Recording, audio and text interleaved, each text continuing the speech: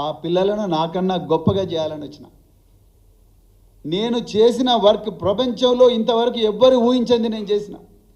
ఈ గురుకుల పాఠశాలల బిడ్డలు, మారుమూల అటవీ ప్రాంతాల్లో పుట్టిన బిడ్డలు, మరి ముఖ్యంగా అమ్మాయిలు, వాళ్ళ లోపల ఆత్మవిశ్వాసం నింపడానికే ప్రపంచంలో ఎత్తైన ఎవరెస్ట్ శిఖరానికి ఈ బిడ్డలను పంపించి అక్కడ బాబాసాహెబ్ అంబేద్కర్ గారి విగ్రహాన్ని ప్రతిష్టాపించినాం. అదేవిధంగా జాతీయ జెండాను ఎగరవేసినాం. తెలంగాణ జెండాను, గులాబీ జెండాను ఎవరెస్ట్ శిఖరం మీద ఎక్కించి ప్రపంచ రికార్డు నెలకొల్పినాం. సురేఖ గారు మా హయాంలో కేసీఆర్ గారి మార్గదర్శనంలో, కేసీఆర్ గారు ఇచ్చిన ప్రోత్సాహం వల్ల వేల మంది డాక్టర్లు అయినరు, ఇంజనీర్లు అయినరు. మీరు మాట్లాడుతున్న ఈ గురుకుల పాఠశాల, నేను రోజు కుట్ర చేసి గురుకుల పాఠశాలలో విషాహారం నేను తినిపిస్తున్నా అంటున్నారు. మీరు ఒక అమ్మగా ఎప్పుడైనా ఆలోచించినారా? అసలు మీరు మాతృమూర్తి అయితే ఈ మాట మాట్లాడగలరా మీరు? సురేఖ గారు, మీకు కూడా ఒక బిడ్డ ఉన్నది. ఒక తల్లి, ఒక తండ్రి తన సొంత బిడ్డలను విషం పెట్టి చంపుతాడానండి? మీరు ఎట్లా మాట్లాడుతున్నారు?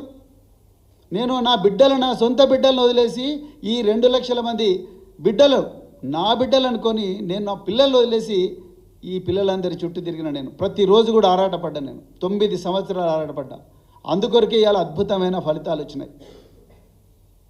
ఎలాంటి వసతి లేని బిడ్డలకు ఆ రోజు కేసీఆర్ గారితో మాట్లాడి వారిని ఒప్పించి 300 ఉన్న గురుకుల పాఠశాలను 1000 గురుకుల పాఠశాలలాగా చేసి, ఎంతోమంది అమ్మాయిలు చిన్నతనంలోనే పెళ్ళిళ్ళు అవుతుంటే వాళ్ళందరూ కూడా పెళ్ళిళ్ళు తర్వాతైనా చేసుకోవచ్చు, వాళ్ళు ప్రయోజకులు కావాలని చెప్పేసి వేల మంది జీవితాలు కాపాడు. ఆనాడు కేసీఆర్ గారి దార్శనికత వల్ల దాదాపుగా 75 డిగ్రీ కళాశాలలు తీసుకొచ్చినాం. మీరు ఎప్పుడైనా ఆలోచించినా మీ కాంగ్రెస్ ప్రభుత్వంలో? సురేఖ గారు ఎప్పుడైనా ఆలోచించిందా వీటి గురించి? ఇలా మీరు నా మీద మరి మాట్లాడుతూ ఉన్నారు. అసలు మీ గురించి తెలంగాణ ప్రజలకు అందరికీ తెలుసు, మరి ముఖ్యంగా వరంగల్ ప్రజల్లో మీ కుటుంబం చేసిన అఘాయిత్యాల వల్ల ఎంతోమంది జీవితాలు నాశనమయ్యారు. మరి ముఖ్యంగా విద్యార్థుల జీవితాలు, హాస్టళ్ళల్లో, యూనివర్సిటీ హాస్టళ్ళల్లో ఇంకెంతోమంది మహిళలు, వాళ్ళందరి జీవితాలు కూడా మీ కుటుంబం చేసిన అఘాయిత్యం వల్ల నాశనమైన. ఇవాళ మరి వరంగల్లో ఉండే గెస్ట్ హౌస్లు, వరంగల్లో ఉండే ప్రభుత్వ గెస్ట్ హౌస్లు, అదేవిధంగా మీ ఫామ్ హౌస్ల గోడలు ఈ అఘాయిత్యాలకు సాక్ష్యం. అందువల్లనే ఆ రోజు 2002లో ఇప్పుడున్న జమ్మూ అండ్ కాశ్మీర్ డీజీపీ నలిన్ ప్రభాత్ గారు మీ కుటుంబానికి వరంగల్లో హన్మకొండ చౌరస్తా దగ్గర బహిరంగంగా కౌన్సిలింగ్ ఇచ్చిండు.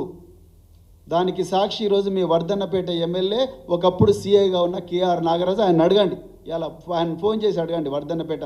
మీరు మా గురించి మాట్లాడతారు, మీరు నా గురించి, కేటీఆర్ గురించి మాట్లాడే అర్హత మీకున్నదా అసలు? సురేఖ గారు, మీరు రోజు బీర్లు, బిర్యానీలు, రేవ్ పార్టీల గురించి వీడియోలు చేసే మీరు మా ఆకలితో అలమటిస్తున్నా, ప్రతిరోజు కూడా విషాహారం తిని తల్లడిల్లుతున్నా, విషాహారం తిని హాస్పిటల్ పాలైతే వైద్యం దొరకని దీనమైన స్థితిలో ఆర్తనాదాలు చేస్తున్న పిల్లలు బాధలు మీకు అర్థమవుతాయా సురేఖ గారు?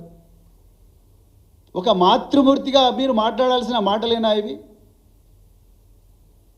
ఎట్లా మాట్లాడతారు మీరు అసలు? మేము ఎందుకోసం మా కేటీఆర్ గారు చాలా క్లియర్గా చెప్పినారు, ఈ గురుకుల బాట అనేది మేము ప్రభుత్వం మీద విమర్శల కోసం కాదు, మా పిల్లల ప్రాణాలు రక్షించుకోవడం కోసం. ఇవాళ రేవంత్ రెడ్డికి శ్రద్ధ లేదు, మంత్రులకు శ్రద్ధ లేదు, విద్యాశాఖ మంత్రి లేడు, సంక్షేమ శాఖ మంత్రి లేడు, అధికారులు ఇష్టారాజ్యంగా వ్యవహరిస్తున్నారు. అందుకొరకే మేము ఇలా గురుకుల బాట పెట్టినాం. మీరేం మాట్లాడుతున్నారు? మేము వృధా చేసినాం ఆ 99 కోట్లు. తీసుకురండి రికార్డులు, ఏం తీసుకొస్తారో. సీతక్క గారు అంటున్నారు, ఆమె తన మూలాలు మర్చిపోయి మాట్లాడుతున్నారు సీతక్క గారు. మా దగ్గర అన్ని ఆధారాలు ఉన్నాయి. ఆధారాలు బయట పెట్టండి సీతక్క గారు, బయట పెట్టండి, సిబిఐ ఎంక్వైరీకి ఇవ్వండి.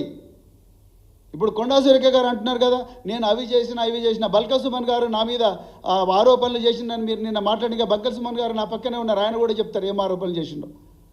ఏం మాట్లాడుతున్నారు మీరు? మత్తులో ఉండి మాట్లాడుతున్నారు సురేఖ గారు. అది మా దురదృష్టం, తెలంగాణ ప్రజల దురదృష్టం.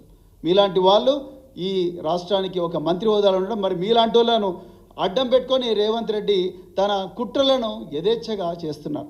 నేను కుట్ర చేస్తున్నట్రా మీరు? కేటీఆర్ గారు కుట్ర చేస్తున్నట్టు అది కుట్ర చేస్తున్నది ఎవరు? అది కూడా తెలంగాణ పిల్లలకు తెలవాలి.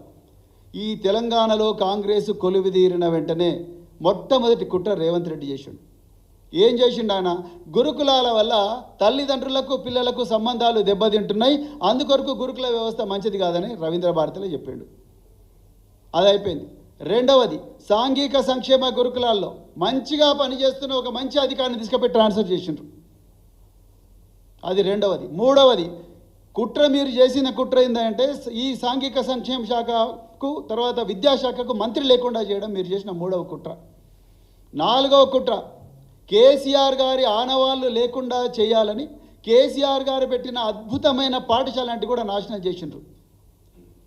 ఆర్మీ కళాశాలను నాశనం చేసిండ్రు. అమ్మాయిల కోసం దేశంలో మొట్టమొదటిసారిగా కేసీఆర్ గారు మన తెలంగాణ నెంబర్ 1 ఉండాలంటే మేము పంజాబ్, ఢిల్లీ, రాజస్థాన్, చెన్నై ఇలాంటి ప్రాంతాలకు పోయి ఎక్కడ లేని విధంగా మేము మహిళా డిగ్రీ సైనిక కళాశాల బీబీనగర్లో పెడితే దాని డైరెక్టర్ని ఇంటికి పంపించిండ్రు. మీరు అక్కడి నుంచి ఏమీ లేదు, చాలా దీనమైన స్థితిలో ఉన్నాయి ఆ పాఠశాలలు. అడ్మిషన్లు లేవు. మీరు భువనగిరి బస్ స్టాండ్లో పోయి అడుక్కుంటున్నారు, రండి రండి రండి అని. ఒకప్పుడు కార్లలో వచ్చి మాకు అడ్మిషన్ ఇవ్వండి అడుక్కున్న రోజుల నుంచి మీరు అడుక్కుంటున్నారు అడ్మిషన్ల కోసం. అదేవిధంగా రుక్మాపూర్లో సైనిక కళాశాల పెట్టిండ్రు, అది కూడా దీనావస్థలో ఉన్నది. మ్యూజిక్ కళాశాల పెట్టిండ్రు ఈ బహుజన బిడ్డలకు సైన్యం ఏమంటారు లలిత కళల్లో ఎవరు కూడా రానివ్వడం. ఒకటే వర్గానికి ఇవి పరిమితమైన అన్ని వర్గాలకు కూడా ఈ లలిత కళలు, సినిమా కానీ, సంగీతం కానీ, నృత్యం కానీ, కథక్, ఒడిస్సీ, అదేవిధంగా భరతనాట్యం ఇవన్నీ ఈ బిడ్డలకు రావాలి, ఈ బిడ్డలు కూడా సినిమా రంగంలో ఉండాలని చెప్పేసి ఒక మ్యూజిక్ స్కూల్ పెడితే దాన్ని కూడా బంద్ చేసే కుట్రలు చేస్తున్నారు మీరు.